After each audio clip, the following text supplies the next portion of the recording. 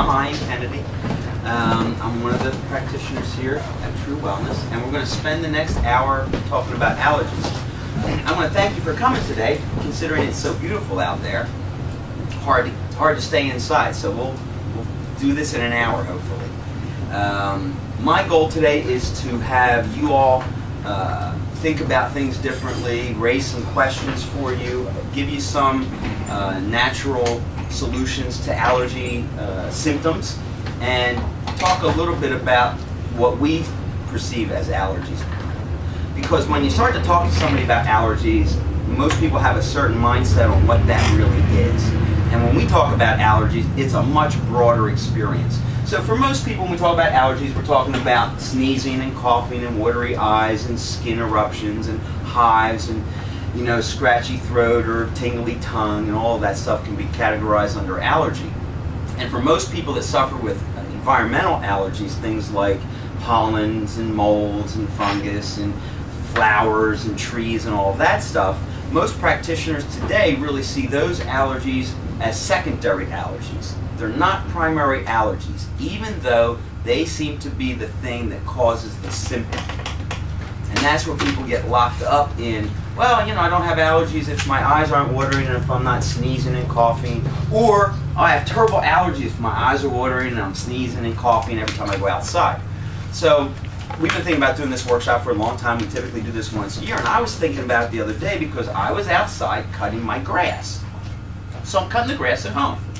And about 15 minutes into cutting the grass, I am sneezing, all the mucus is happening, I'm spitting every 15 steps I take, right? I mean, it's just, woo! I get all done cutting the grass, I go in, I take a shower, I come out of the shower, and it's all gone. I feel fine. And I went, wow, most folks would go, you've got an allergy to grass. Yeah, that's an allergy. And I'm not kidding, I really thought about it. I went, that's not an allergy. For me, that was my body appropriately going, hey, get rid of all this stuff that you're breathing in right now. You're exposed to all this stuff. Let's do the appropriate thing and protect you from it. So we're going to make you get real snotty and sneezy, and your eyes are going to water, and you're going to spit a lot because that's your body trying to express it out, to drain it out. And then once I took a shower and settled down, the body went, okay, you're not being hit with that anymore, you're done. For me, that's not an allergy. I don't think I'm allergic to grass. I know I could go outside and roll around in the grass and probably not have any of those symptoms. Now, if I cut the grass and went in and took a shower, and then the rest of the night suffered with sneezing and spitting and all this mucus, is that an allergic reaction?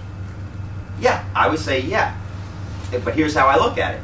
Now that's an inappropriate response that the body's having to something that it should have tried to clear, and then said, okay, we did that. But the switch was turned on, and for some reason it doesn't get turned off.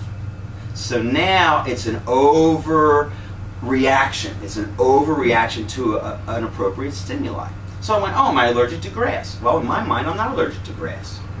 If I cut the grass and I spend an hour out there cutting the grass and I'm sneezing and going through that, I just, for myself, go, oh, that's my body getting rid of the stuff that it can't handle. It's an appropriate reaction. Okay, so what then happens to the person that every time they go outside, they're having that kind of reaction? Every time the wind blows, they suffer. Okay? If it rains, they're okay. If the pollen count's down, they're okay. But if the pollen count's up, they're having allergic reactions. That's one kind of allergy. And what we do with those folks is take them through a series of energetic therapies to try and correct that. We look at their diet, and we try and supply those folks with some alternatives in regards to taking care of the symptom, getting after the symptom a little bit. Because I'm sure that if I had done the sneezing and spitting and snotting for 5 or 6 or 7 hours, I would have been reaching for something too, going, let's stop this. It's really annoying. I can't, you can't live like that. So we have several different things that we look at homeopathically and nutritionally to help with just the symptoms. Some are nasal sprays, some are tablets that you can just suck on, and a lot of times we've got good results with those. As we look at allergies, and in 1991, I got introduced to a woman who was instrumental in developing a system to try and handle allergies for people. She's a medical doctor and an acupuncturist, and she realized back then that a lot of docs are now realizing today that most of our allergies are actually caused by primary food allergies. And it's that actually the things that we eat on a consistent basis that actually cause our systems to fall into not being able to handle the environmental allergies. This was a lady that, she has a lot of books out there, and she has a technique, the allergy elimination technique, Nampujap's allergy elimination technique, and she realized that it was the primary foods and what people have been fed for the first 0 to 5 years of their life that set them up for food, for not just food allergies, but for environmental allergies as well. And one of the things that she claimed in her seminars was that if you go through this program and you handle these primary foods, about 80% of your environmental allergy patients will find that their symptoms just go away, that they'll be able to go through a springtime and a summer and not have the typical hay fever type reactions. So we jumped on board with that, and we continue to do augmented therapy based on her teachings and on her principles, and find we've got fantastic results with folks, taking them through an energetic therapy to try and re-educate the body so that that mucosal lining responds appropriately, turns on and turns off, reacts appropriately to different stressors, and allows the body to function that way. So when we talk about allergies, if somebody comes in and says, oh, I don't have an allergy, I have no allergies, we always go, well, everybody has allergies. You just don't know you have the allergy. You may not be symptomatic with the allergy, but what it's doing to the system is constantly wearing us out a little bit. So we look at the first 15 primary food groups that represent the basic building blocks to the human body. Because what Dr. Devi and other practitioners feel is that an allergy response is a confusion in the nervous system. It's or disinformation. It's misinformation. So when I was out cutting the grass, my body gave me the right information. Hey, you're getting exposed to a lot of grass pollen, you got stuff flying up in the air, you're cutting the lawn, and the body went, handle this. How do you handle it? Well, the mucosal lining turns on. It's part of your immune system. So the mucosal lining turns on and goes, let's protect them. Protect them. So the mucosal lining, let's gather all that pollen up, and now we're going to make him spit it out, and he's going to run his nose, and all that stuff is going to get out of his body. It's an appropriate reaction. What Dr. Devi found is that if the body's mucosal lining, if that mucosal lining is degraded over a period of time through the foods that we eat, it doesn't have the ability to appropriately respond. So you make it the stimuli, and then it turns on and just doesn't know how to turn off. And that person feels congested for 3 months out of the year, or whatever the symptom might be, right? So what we look at are causes and conditions. Which one are we going to handle? How are we going to handle this? What's causing it, and what's the condition that's causing that? So we go back to the primary foods, and what she found is that if you start to re-educate the nervous system on the primary building blocks of the body, which are protein, vitamin C, vitamin B, calcium, sugar, these are all the things that actually make us up. If we were to dehydrate my body right now completely, all the water gone, powder everything up, you'd have a pile of chemicals, you have a pile of minerals sitting on the table. Some calcium, some vitamin C, some protein, some B vitamins. Okay, but that's not a human being, that's just what we're made up of. But what she found is that it's the confusion in the nervous system to those primary things that start to send the body into disinformation. Dr. Mark Hyman has just put an article out talking about how food affects our genetics, and that it's actually information for the gene. So what we're putting in our mouths is actually nutrition for the body, but more importantly, it's actually information for the gene. So the gene decides through the information how it should respond. All of this can be linked into a person's allergic response. Because for us, we see people that have allergies to heavy metal. Hey, I got somebody with rashy skin and all kinds of skin irritations. That can be an allergic reaction to metal in the body. I can have somebody else that has just the same amount of metal in their body, but they're not getting rashy on it. Doesn't mean it's good for them, it just means they may not have an allergy to it. Okay? So when we talk about allergies, it's such a broad subject. It's hard to kind of get into because it's so much more than the seasonal symptoms for us. Allergies are really about what foods the body and what elements the body can no longer recognize and understand. And when that happens to a nervous system, its appropriate response is to reject it. So if my body no longer knows what vitamin C is, even though I eat it every day and I'm trying to do something good for myself by doing vitamin C, if the body vibrationally doesn't know what that is anymore, doesn't have a memory bank for that particular vibration, then it literally works to go get rid of that, get that out of my system. If I don't know what it is, I don't want it in.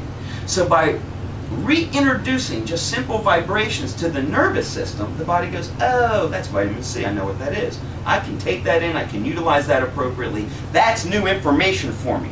And if I have the right information, I should be able to walk through the woods and not suffer with allergies, because we're not really sensitive to those things. We should be able to survive among our plants and our flowers and our trees and all of that if our mucosal lining has not been degraded over time to the point where when I have that pollen go up my nose, the body freaks out over it. The body works to reject it. And it works to reject it inappropriately. So what we find is that if we re-educate the body, about 80% of those types of symptoms will disappear. Now, when we're doing that with somebody, I'm still using things like nasal sprays and homeopathics to try and calm the symptoms down and give information to the body. How many folks have ever had a hive? Anybody ever have hives come up on you? Okay. So that's the least exciting allergy that we like to see people have. Hives, itchy tongues, scratchy throats, tinglies are not good allergic reactions. That is more of an anaphylactic reaction. When you have hives, that's an anaphylactic reaction. It is not a safe medical experience. I know lots of folks that run around and go, oh, I get hives all the time, you know, no big deal. Well, it is a big deal. That's a histamine reaction. That's a true allergic reaction. That's the kind of reaction that can kill you. People can have an allergic hive reaction and you can pass from it because your throat will close up or your lungs will seize up and you go into anaphylactic. And if you're not carrying an EpiPen around to open those things up and stop that immediately, you can pass. So we don't like folks come in and go, I get hives once in a while. Well, I want to handle that. I don't like you being hivey. Okay? Skin eruption. That's why docs, traditional docs, will put skin pricks under your skin and see if you're allergic to anything, because your skin will immediately respond. Now, there's pros and cons to that. You know, I got people come in and say, well, I've had the skin pricks done on my back and I'm sensitive to trees and dogs and dust, and that's it. And we go, well, that's one way to look at it. Okay? Yes, you're probably sensitive to those things. But why are you sensitive to those things? What does the body not have so that you can't handle a little bit of dust or some maple tree pollen? Okay? It's a different kind of thing. If somebody's got hives and they get the itchy tongue and the scratchy throat and all that, we're concerned about that. We want to make sure you're on some things that are going to allow the body to have the information so that you don't go into that type of thing. Okay? So,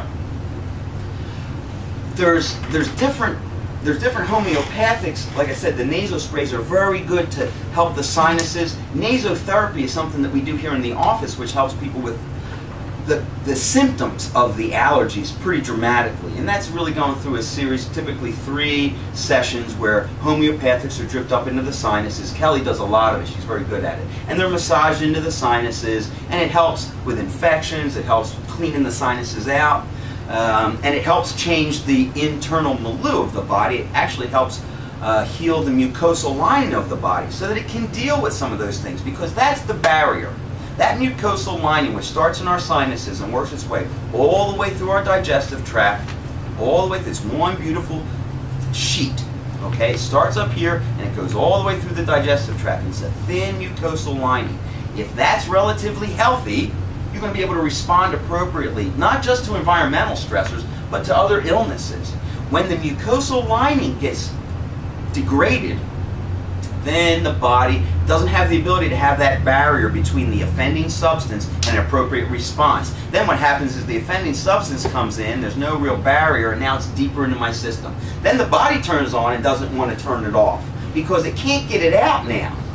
If it's in the mucosal lining, I can flush it. If it gets beyond that, I can't get that irritant out now. Now the body's just going to try. That's when I want, you know, the person goes, I want Benadryl, I want something to shut this off. When you take a medication to handle an allergy, it's shutting off the body's responses. It doesn't mean the allergy's gone. It just means, we turn that information off. Hide that. Well, for us, that causes more stress on the system. The person goes, as long as I take my Claritin, I'm okay. The minute I stop taking my Claritin, I get worse. Well, yes. It's one way of dealing with it, right? It's trying to keep the cap on the bottle, even though I'm shaking the Pepsi up a lot. You know, at some point, something's going to bust. So for us, it's about, okay, let's re-educate your body to the foods that we're eating every day. Mark Hyman's come up with a lot of great things. I love what he says. He goes, your health and illness is on the end of your fork. End of story. Stop. He was great. He was great. I mean, I don't know if any of you caught that. There was a thing on Channel 12. He talked about it. He said, I would be the first medical doctor out there writing prescriptions 24/7 if I thought drugs were going to cure you. But they just don't. So I'm not going to do it. Bravo, man! He's taking the harder road. It's a much harder road for him to do that, to say, you know, hey, because now what happens is, she saw it, I saw it, she saw it. We go into our doc, and the doc goes, well, let me give you a script, and we go, Mark Hyman thought writing scripts was going to handle this. He would do it all day. That's not going to, and most of us know, hey, doc, that's not going to handle me. That's not going to do it. So we got to figure out how else can we do this. It's on the end of your fork. Most of us end up eating a very small variety of foods. We tend to eat the same thing day in and day out, and it starts to degrade that mucosal lining. You want a big variety of foods in the system all the time, constantly getting challenged, constantly getting new information, right? And then you'll find that you have a bigger ability to deal with the stressors that are out there in the environment. As we cause more of a bubble around ourselves, we become more sensitive to stuff, right? That's our parents saying, oh, good, you got a cold. Don't take anything for it. It'll make you stronger, right? And I think part of that's true. She agrees. Y'all know that, right? If you think something and you sneeze, it's true. You ever hear that? No. Oh, you never heard that? No. Oh, if you think of something and you start sneezing, that's true. It's just so see, she goes, yeah, have a cold, keep a cold, it's okay. Allergies, though. A lot of people are suffering with allergies, and more and more and more. There's millions at this point. Millions of Americans suffering with allergies. The #1 medication that's taken over the counter is allergy medications. The problem is that it starts between 0 and 5 years old typically. If we're dosed with cow dairy and formulas, that protein that's undigestible for us starts to break down our gut. And when my gut's permeable, I'm not going to be able to deal with allergies very well. I'm not going to be able to deal with pollens and grasses and things like that because that mucosal lining has been degraded. Then if I start to medicate on top of it and do other things, have antibiotics in my life and things like that, what happens over a period of time, the animals that live inside of us get out of balance, and now they can't respond appropriately to the environment because they're really the things that help us respond appropriately to the environment. They're also the things that can make you sick. Depends on the balance. Nancy and I were just looking in a magazine. There's an article that said, is your cat making you sick? And it talks about, she doesn't have cats, but talks about, but I have several clients in here that have 14, 15 cats, and I'm like, that's a problem. I think that's a problem. And anyway, the whole article is all about that specific parasite that you get from cat feces and cat boxes. And what he found is that he had it. This doctor said, I felt like I was starting to go insane. I felt like I wasn't making decisions. I felt like something was controlling me. So, being a medical doctor, he went, well, let's figure this out. And he found that it was this parasite from a cat got in his brain. They control you to do things. Okay, so he eradicated that and he wrote this article. It's pretty intense. There's other docs that we're affiliated with, that we're friends with, that say the same thing. They go, parasites control people's behavior. It controls their behavior because parasites want to live inside you. They don't want to kill you. You're their host. So they want you to survive. They want to survive too. And one of the things that they can do to make that happen is they can secrete an enzyme. They secrete enzymes. Put it into your system, and enzymes are information. They make you act a certain way. So if you're a food craver, that's probably a parasite going, come on, eat that sugar. Come on, come on, come on. Don't you want that? It's enzymes being secreted in your body. I was blown away when the doctor said that. He said, yeah, they secrete enzymes and hormones to make you react certain ways and act certain ways. They're controlling you. Huh? Cancer does the same Cancer thing. does the same thing to survive. Yes, because, this is beautiful, they're living things. They're living things. Even if you see him as a nasty bug, it's a living thing. That living thing wants to survive, and he's going to do what he needs to survive. Don't hate him because he's a living thing. So what we say is, if you fight the cancer, it fights back. If you fight the parasites, they'll fight back. So how else can we do it? Well, we do it by going, we're not going to fight the cancer. We're going to change your body's environment so the cancer goes, this is not a good place to live. We want to do the same thing with parasites. We want to give you stuff so that the parasites go, I will find somewhere else to live. I'm working with a doc from Switzerland. He has a lady. We're talking to a lady on the table, and he finally said, look, here's what I want you to do. I want you to start talking to your parasites and tell them that we're going to kill them, and we're going to make them leave your body if they don't leave on their own. I want you to start. And she was like, really? You want me to talk to them? And he goes, well, I'll talk to them. And he did. He started talking to her parasites. I thought it was a brilliant thing because they're alive. I've got plenty of people, we'll get back on the subject of allergies in a minute. I've got plenty of people that take 4, 5, 6 different things for me. The one thing they won't take, even though they don't know what it's for, is the thing that kills parasites. I go, really? You're taking these 4, but you won't take this one? Yeah, I just don't feel like I need that. Really? You don't feel like it? Do you know what it's for? No, but I just don't like that one. Okay. Okay. They're controlling all of us. It's okay. It's okay. They control us. Our bacteria in our guts control us. If you've got good and bad, appropriate bacteria, that creates some of our personality. They've discovered that your appendix now is a very important little organ in there that creates the good human bacteria in our body. That's the incubator for good bacteria. Okay? So when it gets infected and ruptures, oh yeah, that has to come out. Boy, is that an indication something's going on.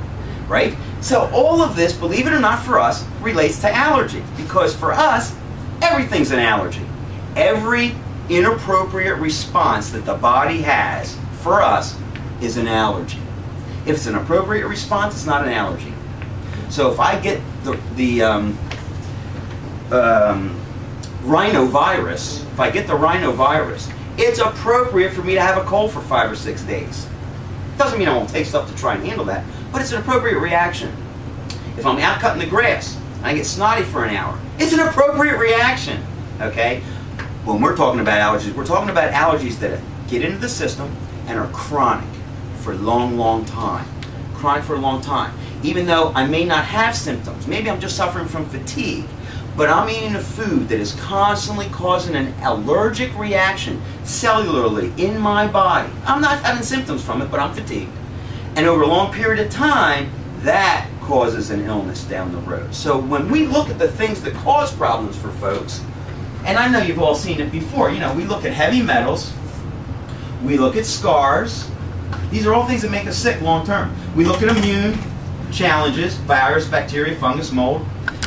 We look at food allergies, and I always put that, foods and allergies, I always put that at the ground floor because it is one of the ground floor things that set us up for not being able to deal with immune challenges or scars or heavy metals or emotional stress. The things that we know cause issues in the system. So we look first at the food allergy. Even though the person's coming in going, I can't stand ragweed. I know every spring I suffer. If you handle those foods first, it makes a huge difference in the body's ability to deal with the outside allergies. Okay, so they're all secondary allergies. What are the primary allergies? Ready? Here we go. Eggs. Primary allergy for people. Chicken eggs are a primary allergy. Why? Because they're closest to your own human protein. When you're allergic to chicken eggs, you're allergic to your own protein. And that's what Dr. Devi discovered. She said, it's not really the food. It's not really the food. It's the information the food is giving to the body, and egg protein is just like human protein, and if you get gassy, tired, bloated when you eat eggs, you have a sensitivity to yourself. You have a sensitivity to protein. It's the first energetic therapy that we would do for somebody going through an allergy elimination with us. Protein, egg protein. The second one that we look to do with folks if they're sensitive to it is that which is made from egg protein, penicillin. Penicillin, not penicillin, no. Tetracycline. Tetracycline. And for a lot of us, she's probably too young, but for a lot of us, we were dosed with tetracycline as kids. Okay? So we do eggs, look at the tetracycline, and then we look at, that's okay. He's been doing it for 20 years. But calcium. That's okay. Then the second thing that she looks at is calcium. Why? Well, there's a fair amount of us made up of calcium, a lot of calcium in the body. Then she looks at vitamin C, vitamin B, and what's interesting about this whole list is she did it in a specific category so the body starts to understand what each one of those things are and they build on each other. In other words, I'll list the 10 real quick and then let you understand that I wouldn't do vitamin B first. It has to be the fourth one. It has to be, sugar has to be the fifth one. It's that kind of type of thing. So it's protein, calcium, vitamin C, vitamin B, sugar, iron, vitamin A, all your minerals, salts, grain, yeast, acid, and base. Acid and alkalinity. And if you can take somebody through those and absolutely energetically treat the system so that it is not seen, or so that it is seen, so that it is recognized by the body, about 80% of outdoor allergies will just disappear. Because your system can now handle it. It's not that your body's not responding to it, it's just your system can now handle it. Because it's not looking at these things as the primary negatives. It's really interesting what she discovered. It's totally by accident. Totally, most great things are. Totally by fluke. She was extremely allergic, very highly allergic woman, could only wear silk on her skin, everything else made her rash up. Yep. Ate white rice and very few vegetables, everything else made her sick. She's a medical doctor, acupuncturist, and a chiropractor. She has a PhD in nutrition, and she was desperately sick. And she was, when she would cook food for her family, she wore rubber gloves so she could touch food. That's how this, I'm not kidding. I spent a lot of time with this woman. Unbelievable. What's her last name? Nampudrapad. Debbie Nampudrapad. And so, she's written a lot of books called Say Goodbye to Allergy, Say Goodbye to Illness, all that stuff. And so, she's making dinner one day, and she's not wearing gloves. And she's cutting up carrots, and she starts to go into an anaphylactic shock, holding carrots in her hand. She lays down in her bedroom, she puts acupuncture needles in her body, she lays down, she falls asleep, she wakes up, she feels good. She takes the acupuncture needles out, and she discovers that she had fallen asleep with a piece of carrot in her hand. She had stimulated 4 acupuncture meridians while she was holding the substance that bothered her. When she got up, she went, I feel good. And she ate the carrot. And she had no reaction. And that started this process. I used to have people bring food in baby food jars all the time to test them. Now, there's companies that create energetic vibrations that are actually stronger than the actual thing itself. So it really solicits a response to the body. You could hold an egg, it might be strong, but I put the egg mix in your hand and you go, oh! That's just a stronger thing making your body go, come on, really? Protein, what do you think? And that's how this works, and how you can re-educate the system on that. We've done it with thousands of people, and have had great results. And the times that I don't get good results are typically the times where I've jumped the gun and said, oh, let me treat that first if that's really a problem. That'll come back to bite you. Got to take the person through the process appropriately. And if you're really strict, and you take the person through the process and they do a 24-hour diet around that, in clearing those vials out, it's amazing. We just completed a new client going through that process, and all we've done with her is those strict vials. 10-minute appointments, one right after the other, and she came in a couple days ago, and said, I gotta tell you, the only thing you're doing is this weird stuff, and I gotta tell you, this is the first spring and summer that I have felt like my allergies are just... And it's really bad this year. And it's very bad this year. It's been very bad because we didn't have a winter. Yeah. And she said, I can't believe it. Now, it's exciting when you get results like that. She's also relatively healthy. She watches her diet and she's pretty conscious. So we just gave her new information and her body went, yeah, I don't need to do this. I don't need to do this allergy thing. And so that's really, we always want to look at what's the primary thing causing the body to react like this. Because we can all get caught up in chasing the symptoms. Here, take this nasal spray. Here, take it. Because I don't want you suffering. I don't want you to suffer. But a lot of times when docs and other practitioners chase the symptom, they miss that underlying cause. And we can get you through the summer by giving you nasal spray, but do you want to do that every year? So for us it's really about honing in on those specific things to give the body the right information so that it can deal with the environment. And our environment today is different than it was 60 years ago. You know, and I think a lot of the big stressors that we're actually up against don't allow us to handle the natural things that are out there. How about, go ahead. Well, I was just going to say, so you take everybody through allergy elimination, right? Regardless of what they're... Doesn't matter what somebody comes in with, if it's a cold or if it's cancer, you're going to go through this re-education vibrationally, because as we go through life, our body gets confused. I tell people all the time, don't sit at the dinner table and argue. Don't reprimand your children at the dinner table while they're eating, because the body doesn't make a distinction between the food I'm eating and how I'm feeling. So if I'm eating a meal and everybody starts to get upset at the table, my body goes, hey, that was just making you upset of the peas that I'm eating right now. Yeah, and what happens is that happens at 7, and then at 27, I'm out on a date and I'm eating peas and I have an anxiety attack. I go, I don't know why I'm feeling like this. The body goes, well, sure, remember this information? So don't do that around the dinner table. Food should be shared, should be always a positive experience with whoever you're doing that with. And then if there's issues, half hour after dinner, come see me, I gotta talk to you. Now you're in trouble. That's okay. It's not related to the food. Here's the other. Don't do the other either, which is, you are so good today, let's have a cookie. No! You're telling the nervous system, relate good to food, relate bad to food. No, relate food to nourishing my body, good information, but don't relate it to you are good, let's go get an ice cream. Oh, the doctor gave you a shot, let's go get a... I mean, we do it, but it's not really, you're creating an allergy. You're actually creating an allergy by doing that. Because the person's nervous system's relating it to the event, and not just sit down, nourish my body. Okay? As they get allergies done, what kind of things may they look out for? Very good. So I've seen people do a vial and say, oh, the next 24 hours I was exhausted. Or I had body pain. Or I had diarrhea. Or it gave me a headache. I've had other people go, oh my gosh, fantastic, after I did the vial. And then over a period of time I went right slowly back to feeling the way I was. These are typical reactions to doing allergy elimination. So some folks immediately feel like every vial I feel a little better. Some folks go, oh, I do a vial, I feel good for a period of time, and then I go right back to feeling what I was. Other folks go, I'm not feeling a thing when you do this, and then suddenly over a period of time they go, oh, I haven't had a headache.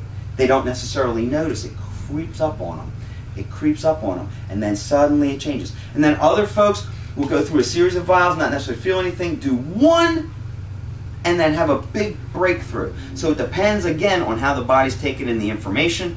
It also depends on, you do an energetic therapy, and then you run out, and maybe you eat really bad food, or you go through a big emotional event, or you go and have a chiropractic adjustment, or you go work out at the gym, and you come back in, and that energetic therapy doesn't seem to have held. The body goes, no, I still don't know what that is. So now we warn folks, look, if we do a vial like this, don't get a massage afterwards, don't go sit in the sauna, don't go exercise, you know, don't get a chiropractic adjustment, don't do anything real intense like that, don't get in the jacuzzi, okay? And here's why. Because it takes 24 hours for the nervous system to take that information and literally give it to every organ in your body. 5,000 years ago, the Chinese found that there was a clock in the body and that every organ has a window of vulnerability or expression, okay? So Dr. Devi, in putting her technique together, understood that it takes 24 hours for the body to get the information through all the organs. So if I see somebody at 3 o'clock in the afternoon and we do this thing, I say, listen, for the next 24 hours, till 4, I always do 25, till 4 o'clock the next day, I don't really want you to eat eggs or anything with eggs in it. Why? Well, because if you do, your pancreas might not get this information, and then we got to do this again. So it can be that specific and dramatic. Some folks, I find that they can do a vial, they're strong, feels good, they clear each one of those vials, it's not a big deal. How long does the body hold it once it's Good clear? question. Good question. I did vials with Kelly 12 years ago, and we often will sit down and just go, oh, let's see, you know, and she's still strong on most of the vials I've ever done. There's been times we have to do another vial. Eggs were... oh, she had to do eggs a couple times? Eggs had to be done about 10 times with me over the course of 10 years. Outside of that, every other vial has stopped. Has held. Most of the time But I was they a will hold. vegetarian for 10 years. Right. And I didn't have any kind of protein, and I was very unhealthy. So you know, and I'm a reluctant carnivore even today, so I know I have an issue with proteins emotionally in many other ways. But now, as long as I stay away from non-organic eggs, I can eat eggs without any kind of harm or foul. And I've been, you're an egg eater. I eat a lot of eggs now, and I've been cleared of eggs now for a couple of years. I used to scramble eggs in my home downstairs, and my son would get a migraine laying up in his bedroom. He couldn't smell scrambled eggs without getting a migraine. That's how protein sensitive he was. Yeah. You can be... Now look, when we talk about allergies, it's a really, now it should be, in your minds, really broad subject. You can have an allergy to anything, including people. You can have an allergy to your spouse. Most of us do. If you spend a lot of time... Yes. Yeah. So that's the you will. It is. It is. Here's why. I like that. Take notes. If it's just like, ready? I'm going to help you create an allergy. If you were to eat an apple every single day, in 3 months you're going to be allergic to the apple. It will not be good for you. It'll show up as a weakness. If you eat it, a lot of y'all do this, not you know, but people. A lot of people eat a banana every day. I got a lot of people that go, I eat a banana every day. Stop doing everything every day except for breathing and pooping and eating, okay? You don't do everything every day. Don't eat a banana every day. Why? Well, because the body goes, information. Now it's like I'm not even getting that information. I'm way used to it. And now the body's going, what's with all the banana? I can't deal with it. Huge variety. I'm not against bananas, just don't eat one every day. I had one this morning, but I haven't probably had a banana for a week or more. Okay? Is it the same with vitamins and minerals? Yes. Good. Don't take a one a day every day for 4. We had a lady come in, she said, I've been on this for 18 years, and we all went, what? We like the remedy, but not for 18 years. Because why? It doesn't do anything good for you anymore. So it's good to skip. Yeah. Here's my favorite saying. Be consistently inconsistent, which means I take stuff all the time. I never take it at the same time. And when my bottle of organically bound minerals runs out, I'm going to switch over to something else that's like it, but not the same. Then I'm going to go back to it. Then I'm going to get off of that. I'm going to try something else for a while. I will not take anything except air for 18 years at a time. You know? Yeah. Because the body gets real used to it and the information is no good anymore. It's like saying to a computer, same info every time. Same info every time. Well, at a period of time, the computer's going to go, I'm useless. This is very similar to exercise, too. It's the same kind of thing. You're not supposed to do the same muscles every single day. And, well, you know, there's reasons for that, because when I exercise, I break the muscle down. When I rest, the muscle builds. If I exercise the muscle every single day, she never gets a chance to rebuild. The other is that what they're finding now, the PX90, shock the body. Do everything different all the time, and you shock the body into always responding. He's using regulation as a way to help people exercise better. The worst thing anybody can do is go to the gym Monday, Wednesday, and Friday and do the same thing at the gym. You're not going to get anywhere. I ran a gym for 7 years, and guys used to come in and go, I want to get big. Back in the 80s, everybody wanted to get big. So you want to get big? Yeah. I only want to see you here twice a week. I go to the gym every day, man. No, fool, you won't get big. Because if you come in and do your biceps every day, they only break down. You need 2 days of rest for every 1 day of exercise. That means you should be in my gym twice a week, resting the rest. Guys who did it, who were really committed to being bodybuilders, it was phenomenal. Guys who were street bodybuilders, who were trying to be in my gym every day, they didn't get bigger. They didn't get bigger. They farted a lot because of the protein they were eating, but they didn't get bigger. The guys who did, okay, 2 days a week, I work out really hard, I shock my body in different ways. We took a lot of people into bodybuilding contests. I had Mr. Trenton. He was a very famous bodybuilder, worked at my gym and taught guys how to do this. And it was literally, the workout was the smallest part of the experience. It was your diet and the rest that you did and drinking vinegar that did it for us. Because it makes your skin thin. You can see through your skin if you drink a lot of vinegar. So back to allergies. Allergies, for a second. So we'll get out of here. If somebody's on medication, yes, for allergies, like Claritin or right. whatever, Zyrtec, all those things. Right. Can you speak to that? I know all the questions that people have. Good. Everybody's afraid to ask, so I'll just That's okay. stay. The issue with the Claritin, and we kind of touched on before, is most medications are designed to suppress the symptom. And in suppressing the symptom goes away, but the body's response is actually still there. And so we're masking something instead of figuring out how to get it out of your body or how to get your body to respond appropriately. Most medications are designed to stop the body from regulating between parasympathetic and sympathetic. And so once it stops, then the symptom disappears. If you start to do this again, the symptom comes back. So we always look at the underlying. So, you know, people take medications to stop the allergies. It's really just a symptomatic thing. It's not changing the body's response or handling a nutritional need that might be lacking or something like that. You want a nice allergy remedy? Go to your local farm, find a local beekeeper and get wildflower honey. And every day dose yourself with a little tiny bit of it and know that it's your medicine. I'm going to do this for my allergies. I'm going to take a little bit of wildflower honey, boom, off the spoon, dose myself every day. Why? Because it has all the pollens from all the different flowers that are all over the place that the bees have manifested and worked into a homeopathic force.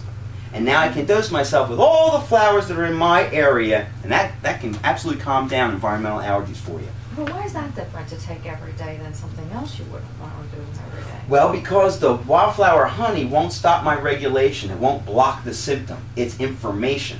Okay. That's information, and basically saying to the body, oh, come on, all this pollen is okay. You know all this. That's getting it in there, and then the body going, oh, I have a reference for ragweed, I have a reference for rose, I have a reference for this, I have a reference for that. That's like a homeopathic. That's different than taking a Claritin where the Claritin goes, shut all responses off. The Claritin's just going to shut all responses off. And you're not saying 365 days out of the year to drink honey. No, no, no. That's what I think Muriel's saying, is that you'll create an allergy to the honey if you do it every day too. I would go, oh, here comes springtime. Where's my wildflower honey? And dose yourself with it like it's a homeopathic, because each one of those bees has gone out and touched each one of those flowers that you're reacting to, and there's a little bit of that flower in the honey, which is why it works against your allergies, because it creates a natural histamine reaction homeopathically, waking your body up to that. Yeah, it's really a homeopathic way of looking at it. So if somebody says, belladonna makes you hot and rashy, yep, but in a homeopathic, it tells the body this is what you're dealing with. So like treats like. So if I take a little bit of it that has been percussed to a place where there's nothing but the vibration left, then that's just information for the body. The body goes, oh, I'm hot and rashy. Shut that off. As opposed to suppressing it. So it really is that idea of information going through the system as opposed to information being stopped from going through the system. And now we got to figure out, well, which information is appropriate? Is it appropriate information to be snotty and crazy for an hour while you're cutting the grass? I say yes. See? Is it appropriate to do that 10 hours later? Oh no, wrong information. So how do we handle the information process in the body? Because if you give the right information, the genes and the cells will do the right thing. If you give them a different information, then they do that. Okay? So, you know, that's the way we look at the whole system in regards to the body. You can suppress symptoms, but the minute you stop and you take that plug away, they're still there. What we try and do is go, well, can we drain those things away so that when we stop taking the honey for those 3 months, when I stop having to do those vials and I go into my next season, what's my body do to this information that's coming?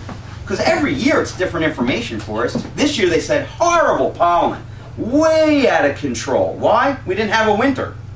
So this is worse for folks than most years. Next year, if we have got a strong winter, a lot of people come and go, oh, my allergies aren't bad this year. Yeah, but your body is still in the same situation. It's not that trigger, it's this information.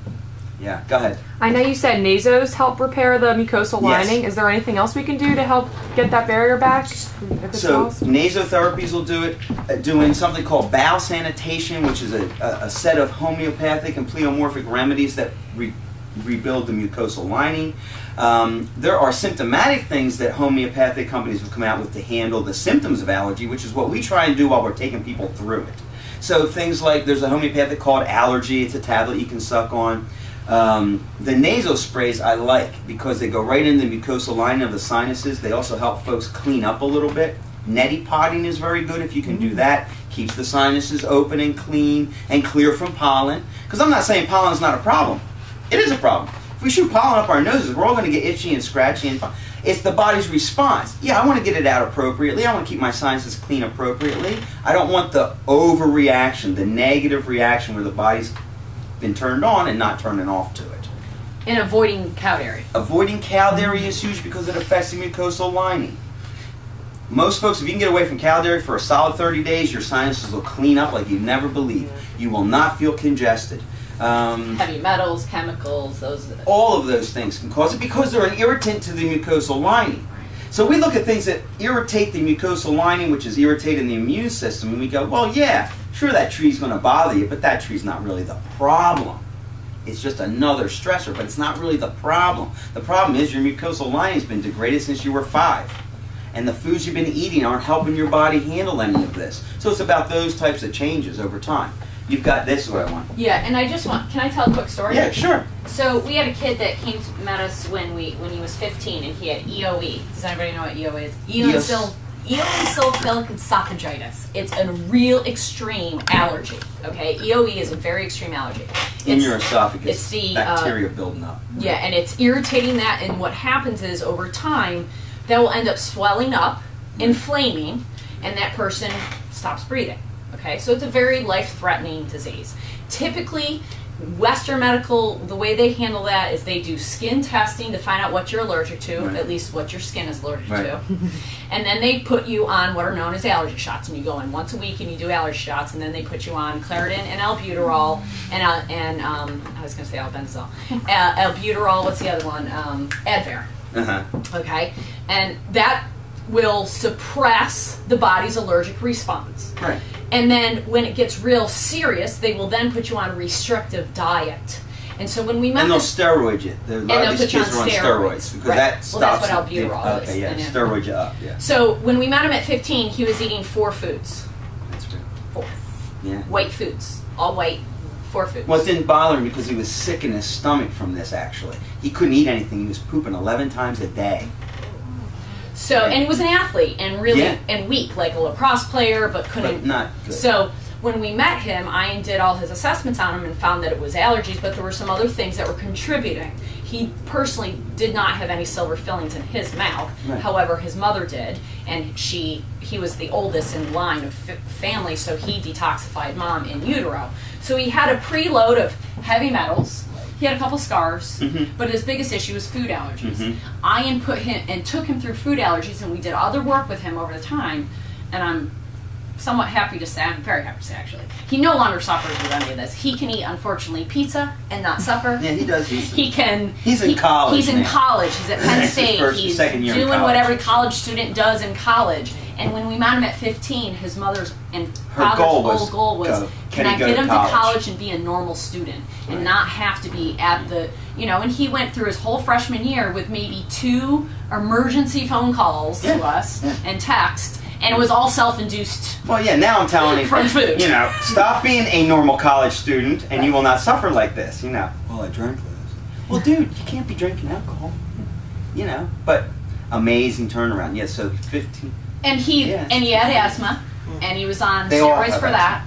And now he has not even so much as a wheeze when he's out and exercising and doing all the things that he does. And it's just truly amazing to watch this kid. And now we're unfortunately seeing 3- and 4-year-olds with the same disease. 4-year-old right now having this. Have this. So, that's a very extreme allergy and an allergy problem. But there's still an underlying cause, and we addressed all that, but the allergies were overcome. And what's interesting is now when he eats certain foods, he totally realizes, the food bothered me, and he's real conscious about that. Yeah, he knows, like, if he eats a little dairy, he can get away with stuff for a period of time, but if he keeps doing it, and he'll up his stuff. But and I've said to him, you should be able to do that once in a while. Go ahead and get hit once in a while like that. So it is interesting. When he comes back now to see us, it's the old, I did this, that, I did that, Sandwiches. Yeah, college stuff. Have you ever seen anything as severe as neuropathy from food issues? Directly from food only? I would say this to that. There's never one thing that causes one thing. Right. It's multi-causational. Yeah. So to say that one thing causes one thing, I would never say that. Yeah. I would always say that I think there's food allergies, sure. Multiple issues that can contribute to. Even like the combination. I'm not saying say no. Neuropathies, I look at heavy metals. heavy metal loads. Because that's attacking the nervous system. Yeah, it's a so nervous system He problem. goes into that. Right. Almost, the one thing that he's always taught me is Anything can cause anything. Anything can cause anything. That's and, true. And it's the genetic aspect. And if you read our last newsletter article, he speaks about this. It's the genetics that will turn that on or off. Or I mean, No, it's our the environment. It's and our foods. environment that will turn our genetics on or off. So I might, like my father had cancer 7 times. You know, I might have some kind of genetic predisposition to having some kind of melanoma or some kind of cancer in that way. If I give her the same information that he got in his which life, he ate red Which was meat, foods. which is probably why I had a it's where we protein get issue. most of our food, or most of our info. Yeah. For our genes is the food we eat. So I've changed drastically my environment and what I give myself so that I don't turn that gene potential on. Right. My 12-year-old niece just dealt with cancer. Right. She eats exactly like my But, father you know. ate, exactly like my mother eats, exactly like my brother eats. Yeah. So So- they're finding that a lot of what looks genetic is actually handed down through habits, food habits, life habits, how we deal with stress, all that stuff. And one of the things that Hyman says in his show is that genes are like the guns in the bullet, and it's the environment and foods that pull the trigger. So the potential is there, good or bad. Potential's there. What pulls the trigger for the good or the bad potential? And that's where he really comes in and goes, it's food and environment. So if I'm in a bad environment, if I'm living in an area in Jersey that's known for having big problems environmentally, well, my genes are a little susceptible to it. I'm pulling that particular trigger. If I was living in Montana, I still have that same potential, but if I'm not in that soup, that trigger never gets pulled. Oh man, that's a great way to look at it, and a great way to, if that's true, we have so much control over our health. It gives us more control over our health, because now I go, all right, it's more environmental. The genes are just a potential. My dad was overweight and died from pancreatic cancer. Well, I might have the ability to do, my brother did. He started to look like my dad before he died, you know?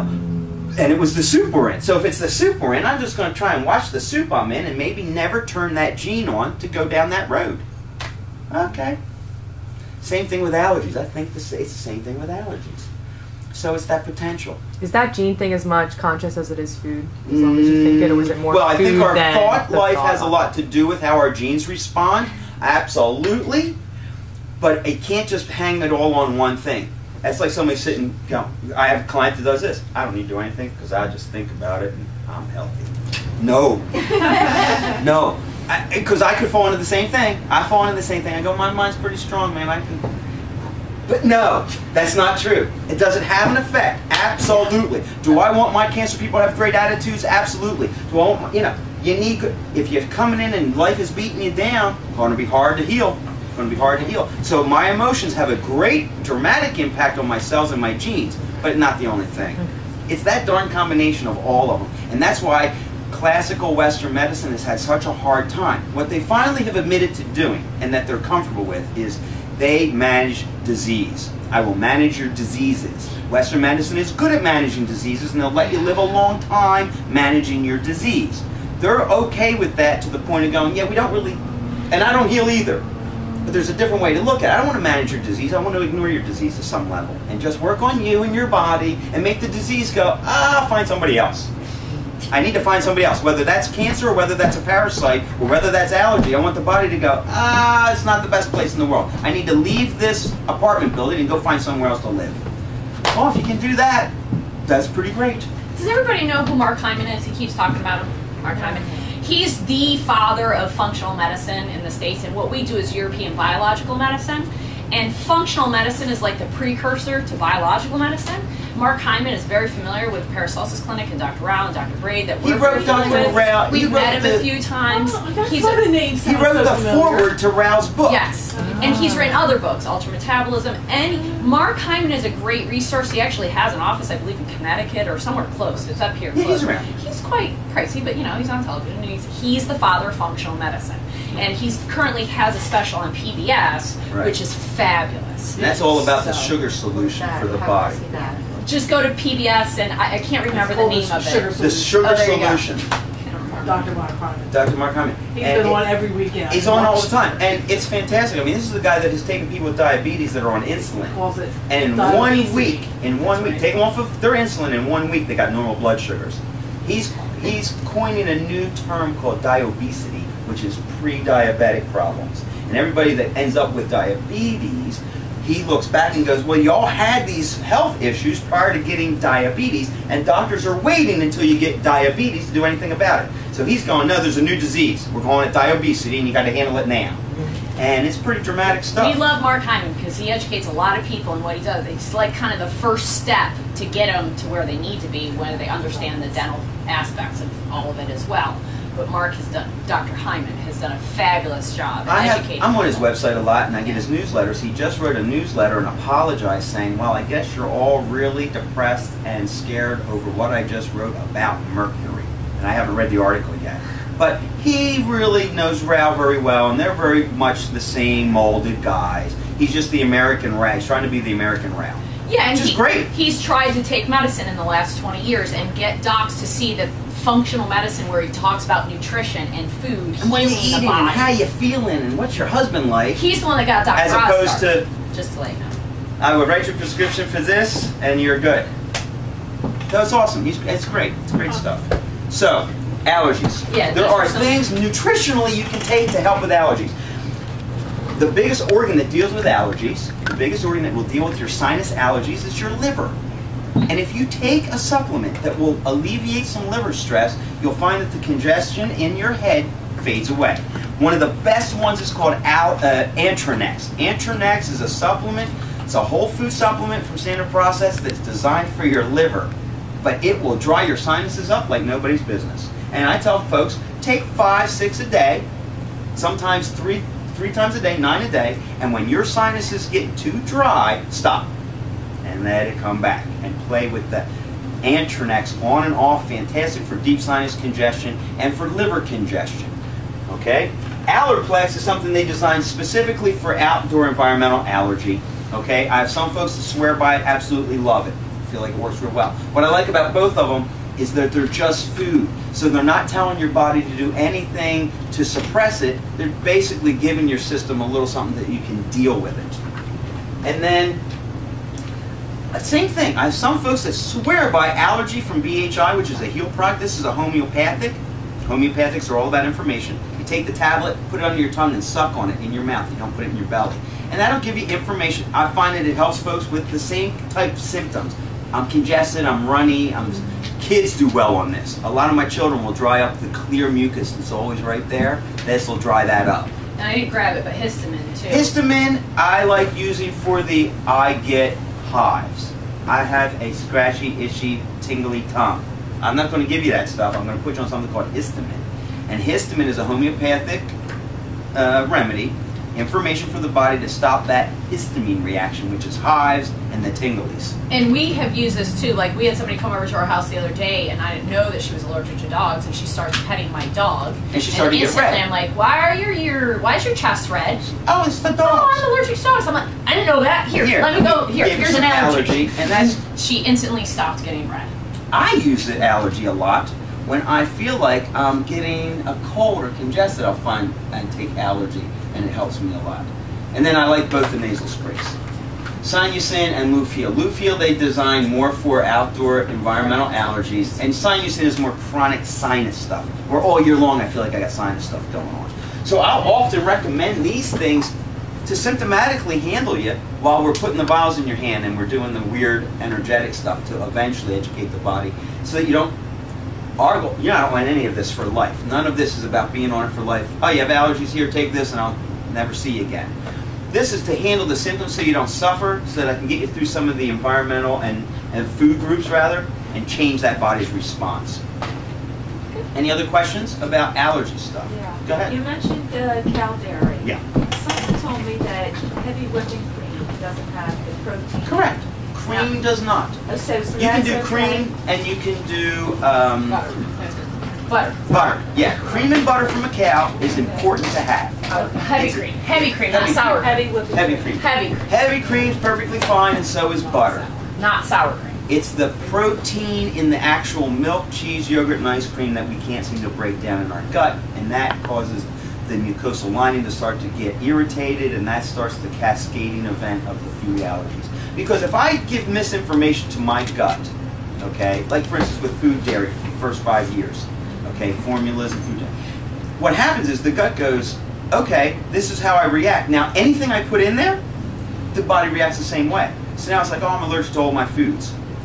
Little children have a very permeable gut. They need it because they need the nutrition to go in and start to handle their body right away. As we get older, the gut should be sealed more so that we have to break down our food much, much more, get the molecules to be smaller so that they can pass through that permeability and go into the bloodstream. It's big chunks of food, and I don't think of it as big chunks of food. Molecularly big chunks of food that cause the allergies to happen to us. I've got screens in all the windows. They have little squares in them that are small enough to keep mosquitoes out but let the air in, right? We all have them at home. If you take your screen at home and you take a pencil and you go into one of those little squares and you open that up a little more, now a mosquito can fly through that, okay? Your gut does the same thing with foods. We have screens in our permeability, in our mucosal lining that should be a certain size that lets certain sizes of molecular food go into our blood. If that screen gets too big, now I've got bigger chunks molecularly of food going into my bloodstream. That's an allergy. You're not breaking that down. You're not getting nutrition. You're just clogging yourself up. So, you want to stop allergies? You're all going to love this. Chew your food like a lot. Chew it to the point of soupiness. Most of us go bite, bite, bite, chew, chew, chew, chunks go down. This is very bad for allergies. Very bad. It should literally be chewed until it's liquidy in your mouth, then you swallow that. Nobody eats like that. Dr. Rao literally stood in front of class and said, I want you to chew soup. Teach your people to chew soup. I'm like, really? I'm going to chew soup? How am I supposed to chew soup, man? He wants you to chew soup. Why? Because when you chew, it creates all those enzymes and all the saliva is breaking down your food now. Your digestion really, really begins in the jaw and in the mouth, right? Then when that finally hits the belly, it's much easier to digest. The chunks are very, very molecularly small. They go into the system appropriately. You don't have a food allergy. You can't find an American that doesn't go, down to go the chunks. That create food allergies. It'll absolutely create food allergies. And most folks we find when we do deeper tests with them have a permeability in their gut. The gut's just not sealed up the way it should be, and therefore you're going to suffer with allergies. They are a symptom of typically deeper issues in the body when we have suffering from allergies. Any other questions? Is that what you call leaky gut? That's leaky gut syndrome, my man. Yep, when you have big permeability in the gut, that's leaky gut, and those molecular chunks are just too big for the body to handle. It gets in my blood, and when I've got big chunks in my blood, I have allergies. Yeah, chew your food really well. Drink nothing but water. That's the other thing. Drink nothing but water. Chew your food really well. Pure room temperature water. Give yourself know that your food is information. I think that's the best thing today. Know that your food is not just nutrition for my body. Know that it's information for my whole system, and that's what you want to think about. What information am I giving my cells to turn on? Broccoli has certain information. Coca-Cola has a certain information. You got to think about what information do I want to give my body on a consistent basis. Doesn't mean I can't have a Coca-Cola once in a great while. But I want to know what the consistent information is that my body's getting. So that when I give it the Coke, it goes, oh, he did a little Coca-Cola. That's some nasty information. But it doesn't change my cellular response. It doesn't change that cellular response. Okay? Well, I hope you have an allergy-free day. It looks beautiful out there. Go out and enjoy the woods. Thanks for being here.